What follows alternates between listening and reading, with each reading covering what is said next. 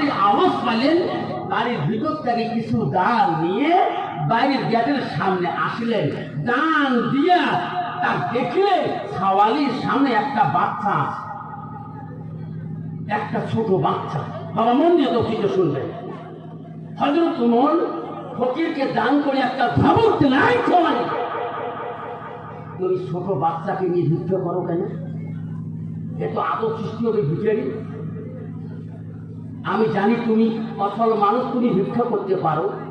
এই বাচ্চাটাকে যদি তুমি নিয়ে সওয়াল করো, দুনিয়াতে বাচ্চাটা ভিক্ষা করা ভালোবাসবে, যেটা ঠিক না ঠিক। ভবিষ্যতে আমার রাজ দরবারে এরকম শিশু বাচ্চা নিয়ে, ছোট বাচ্চা নিয়ে আমার রাজ দরবারে তুমি সওয়াল করতে আসবা না।